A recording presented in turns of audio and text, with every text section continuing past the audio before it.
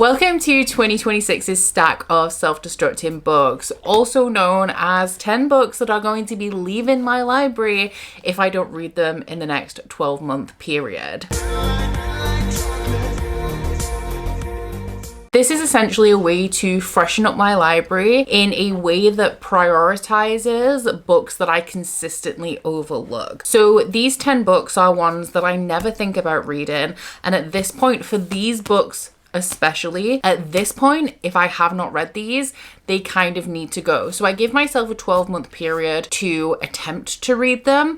And if I haven't even thought about picking them up in 12 months, then I'm very, very sorry, but they gotta go. Space in this library is limited. The reason why I started this is because I was very reluctant to unhaul things that I hadn't tried, which is a mentality that I still kind of have, one that I'm fighting against, because it's like I can't accept that I've changed as a person, and I've had these books for way too long, and it's now past the point of me being able to enjoy them. So setting 12 months as a period of time to read these books allows me to mentally adjust to the thought of them not being around anymore. And if I haven't read them in that 12-month period, then I'm kind of okay at that point with just letting them go, accepting that they're never going to be read. But the reason why this year's stack of books are ones that especially should have been read by now is because our theme for 2026 is, I was going to say mediocre YA. It is not mediocre, it's outdated YA. These are books that I wanted to read years and years and years ago. I think this year will be my 9-year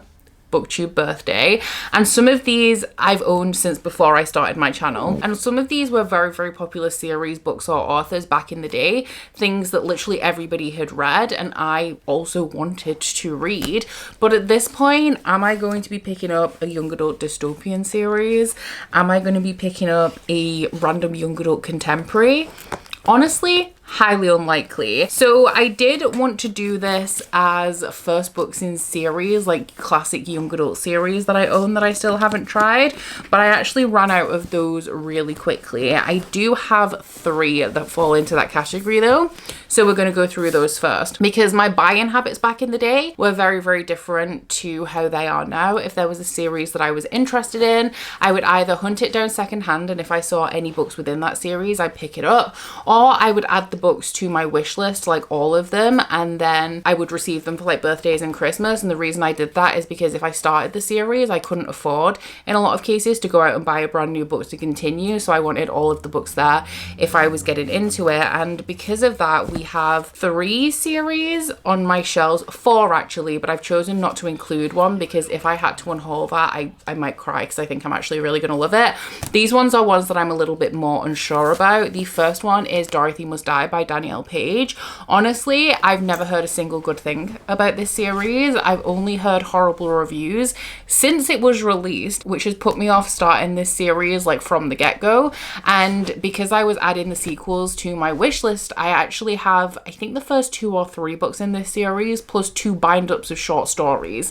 So I need to know if I'm going to enjoy this book. So if not, I can just unhaul it. I don't really remember anything about it aside from that it is a Wizard of Oz retelling, and I'm a big fan of the Wizard of Oz. But this is following a girl called Amy Gum, so maybe not quite a retelling, and she's the other girl from Kansas. She's been recruited by the Revolutionary Order of the Wicked, and she's been given a mission to remove the Woodman's heart, steal the Scarecrow's brain, take the Lion's courage, and then Dorothy must die. It still sounds really good, and I think it would be a quick read, but my hopes are not high with this series. One that I honestly could not tell you anything about is Under the Never Sky by Veronica Rossi. This is one that I was seeing around a lot back in the day, especially on Instagram. I paid £1 each, I think, for these books. I don't even know if I got them from the works, if I'm being honest, or whether I picked them up secondhand from somebody who bought them from the works and donated them.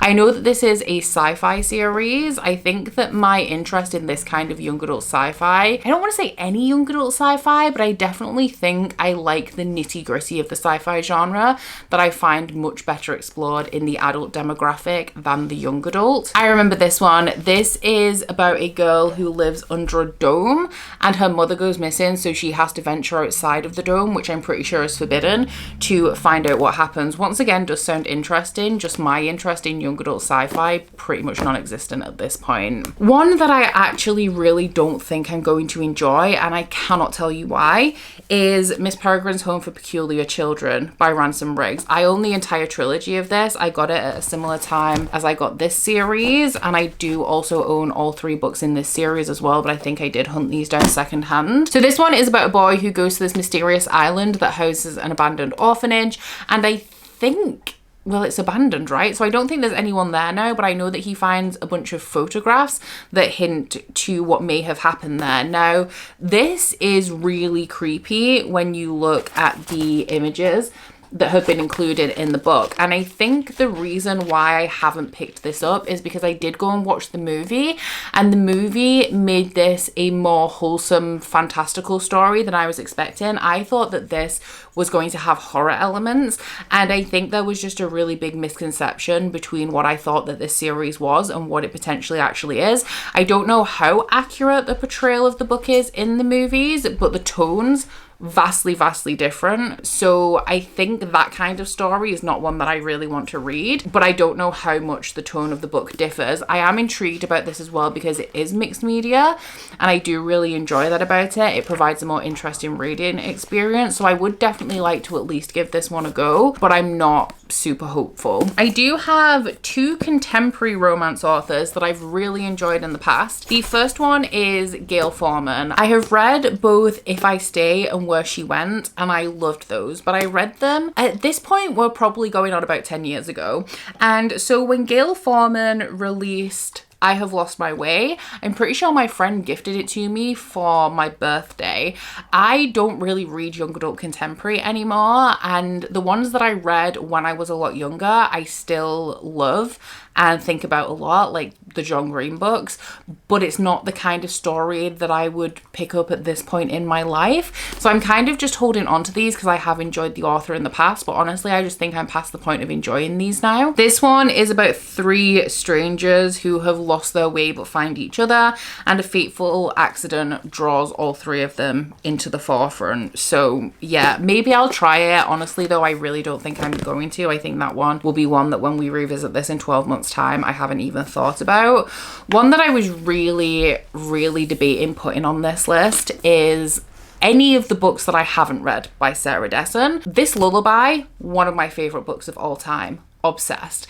And all of the Sarah Dessen books that I have are ones that I have picked up secondhand at some point because I love this lullaby. And now, like with the Gail Forman book, I'm not really looking to pick up any young adult contemporary, and I don't have any nostalgia for the ones that I haven't read. I feel like I'll enjoy them passively because I do enjoy Sarah Dessen, but they're not going to emotionally impact me in the way that this lullaby did, and that's kind of what I'm looking for from a story like this, and I'm just past the time in my life where it's going to hit like that.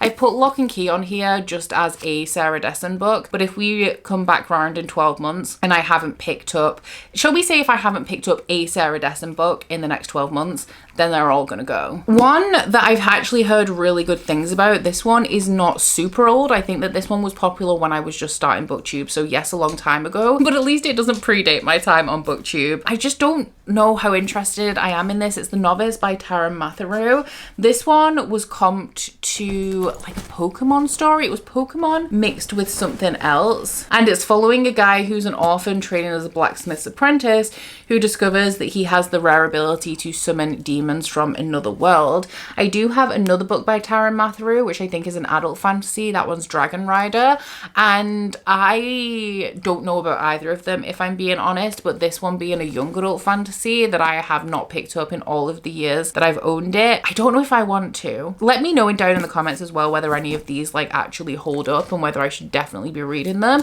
or whether I am just like past the point where these will be impactful to me at all. 2 more contemporaries actually, which we probably should have tackled. I just realized there's another one that falls into the category of having loved the author before and having another book by them that I just haven't picked up, and that is The Disreputable History of Frankie Landau Banks by E. Lockhart. So from what I've heard many years ago, E. Lockhart didn't write thriller-like stories until We Were Liars. So anything that came before that is just pretty much a solid contemporary. When I read We Were Liars, blew my mind. absolutely loved it. Changed my life, was obsessed, did not see the twist coming. Obviously, if I read it now, I'd probably see it coming a mile off because it's something that since it was done in We Were Liars has cropped up more frequently in the book space.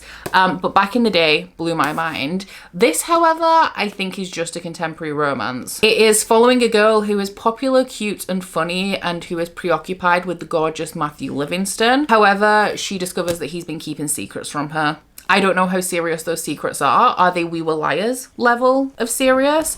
Or is it something a little bit more innocuous? This is insane, okay? If you guys have been around on BookTube for any length of time, do you remember when Murphy Napier read contemporary romance? And that was like, Murphy was mainly reading contemporary stories. And one of Murphy's favorite authors was Casey West. So when I found this secondhand, I picked it up. Now, however, how much do I want to read contemporary romance, especially by an author that I haven't read from before? Not super high on my priority list, as this stack of books has already illustrated. I don't even know what this one is about. I don't know whether it's one that Murphy even liked. I was just so excited to pick it up because it's a US paperback as well, which they were super, super rare many years ago. But as far as I'm aware, this is just a contemporary romance, which I'm probably not going to love at this stage. An author who I actually previously have not liked anything that I've read from them in the past is Kiersten White. So I have two Kiersten White books. I have Slayer,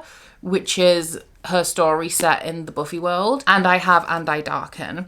I don't like books that are set in Buffy because Buffy is so close to my heart. But And I Darken, I'm pretty sure was Kiersten White's debut. It was the first book that blew up by Kiersten White anyway, and so many people love this one. This one is a retelling of Vlad the Impaler, but as a female character. And that sounded interesting to me at the time. It was also the book I was most interested in reading from Kiersten White. However, I have since read the Elizabeth Frankenstein book that she wrote and also the Arthurian legend retelling, and I gave both of them 2 stars.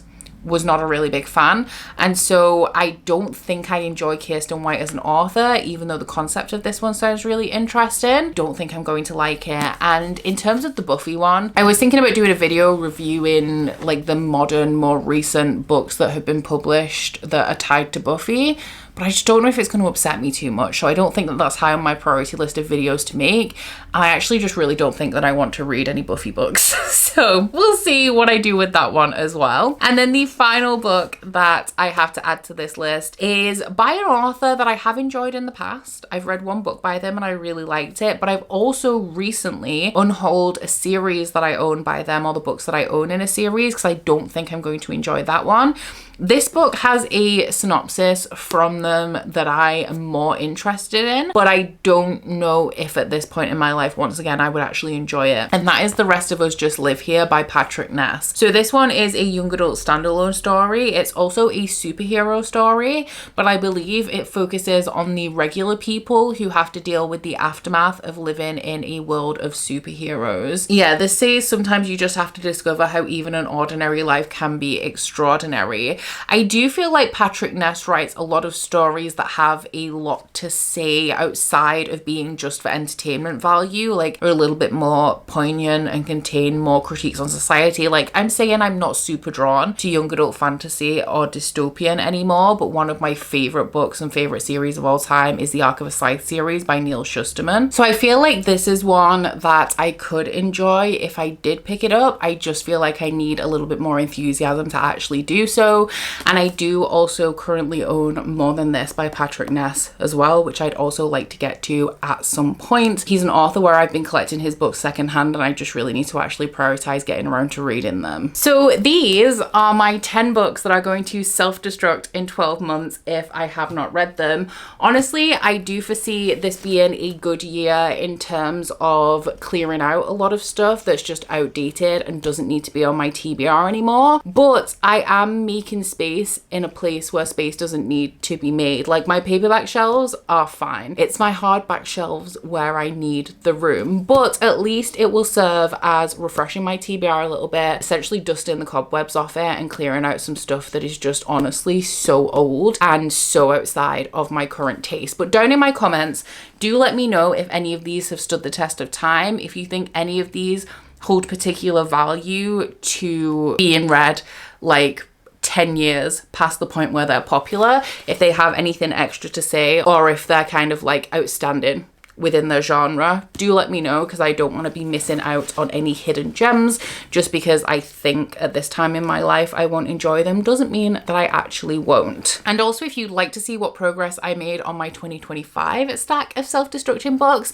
then that recap video is now currently live on my channel and you can go check that one out at your leisure. But aside from that, guys, please don't forget to like this video if you liked it and subscribe if you wanna. If you head into my description box, you'll find a link to my Goodreads, my Instagram and my Patreon if you would like to follow me on any of those. But that's it from me today, guys. Bye. Oh, you bite your friend like chocolate. You say you will go where nobody knows, with guns hidden under our petticoats. We're never gonna quit it, no, we're never gonna quit it, no.